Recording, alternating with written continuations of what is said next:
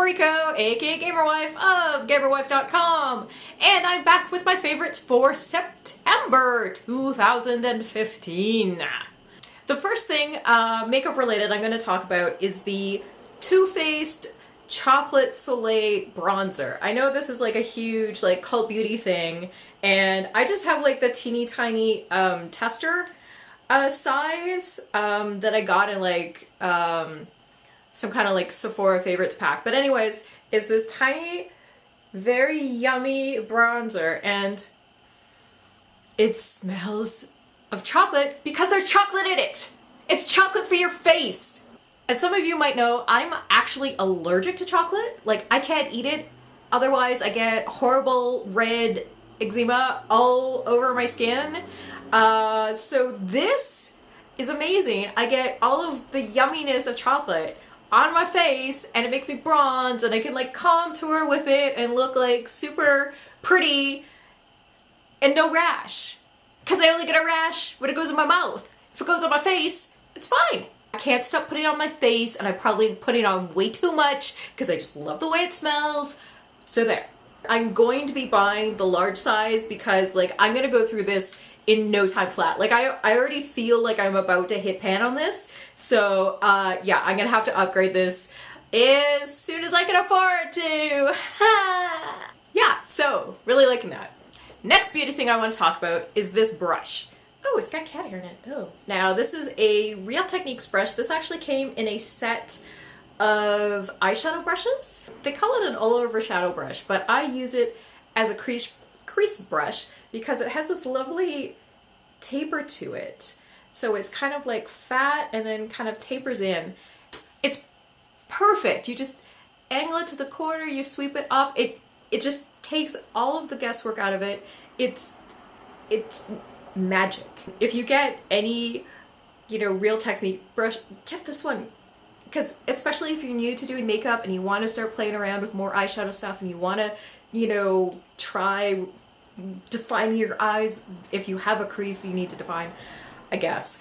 It's brilliant. It's magic. So yeah, Real Techniques crease brush. You're my favorite. Alright, now that I'm done gabbing about makeup, I'm gonna talk about some comic books I've been loving. For some reason, September, I was able to reignite my love of comics, and I really just went kind of crazy with the comics this month. First up is Saga Volume 5. This just came out very, very recently. Still loving it. I have to say my favorite character now is Gus, the walrus farmer. There he is. There's Gus. I like this a lot better than Volume 4, which I felt like there was a lot of kind of waiting around. This is all pure action. There's a lot of really exciting, really kind of game-changing stuff that happens in this one. So yeah, this really got me excited for Saga again. Next up is Rat Queens Volume 2. Finally. I know that this was delayed because they had to change artists and all that. And again, I absolutely loving this. I love the first Rat Queens, but I think I love this one even more because we get a lot more backstory about the Rat Queens. We even get a little glimpse of where the name Rat Queens came from. If you're into ass-kicking babes, if you're into fantasy, if you're into having hilarious D&D games with your friends, pick up Rat Queens. You will not be disappointed. So many people I talk to who read this, they all say the same thing, is that it really reminds them of playing D&D with their friends. It's just a really fun, really irreverent look at fantasy, and it's really written the way that most people, I know anyways, play Pathfinder, D&D, tabletop stuff. So yeah, go pick up Rat Queens Volume 2. The last comic that I wanted to talk to you guys about, this was actually something that I picked up probably back in like August or July, early August I think. And it is called Witches, and it's a new horror title from Image. And I had been putting off reading this because I usually like to read before bed, and I was sure that this was gonna scare the ever-living bejesus out of me, so I put off reading it, and then finally one night I was just like, yeah, I'm tough, I can do this, and I picked it up, and It's great. I've talked before about how I'm kind of a closet horror nut, and this just really taps into what I love about well-written horror, in that it's not so much about the external horror, you know, the monsters or the witches that are coming to get you. It's your own existential horror and your own, you know, failings and fears that are really, those are what's really terrifying. And when you're able to weave those things into a story with actual monsters and blood and murder, it just gets so much more interesting and so much more addictive to consume. And I just absolutely love that stuff. And this, I'm not really sure what they're going to do for the next volume, if it's continuing the story or if it's picking up with another family, because there is kind of like a little short story at the very end of this that makes me think that maybe we're going to be following the witches instead of the survivors. But if you're into horror stuff, the art is really gorgeous. So if you're looking for a good horror title, especially with Halloween coming up, check out Witches.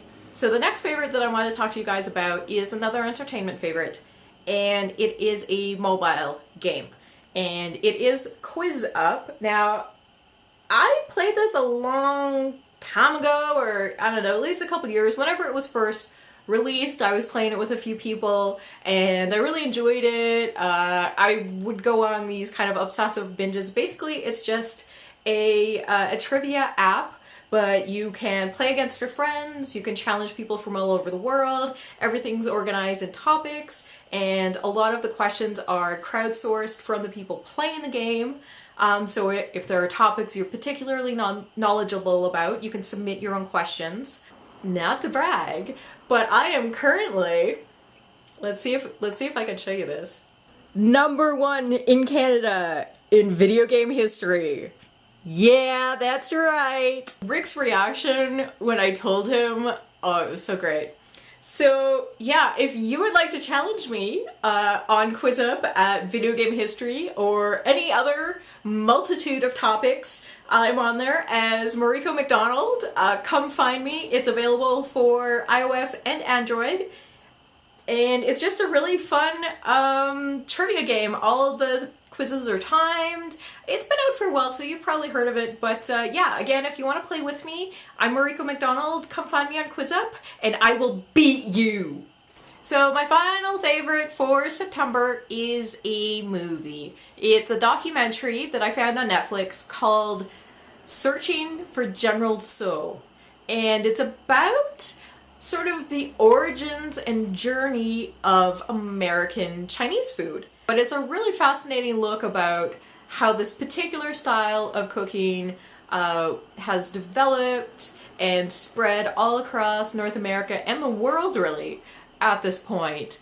And it's just also like a really interesting story about immigration and the diaspora and how all those things happened. So yeah, if you have Netflix, definitely try to check out Searching for General Tso. It's really cool, fascinating look at something we all take for granted. That's everything I've been loving in September. Thank you so much for watching. If you did enjoy this video, please give it a thumbs up. Consider subscribing to the channel. Maybe get one of your friends to watch this. Whatever. I appreciate it. Bye!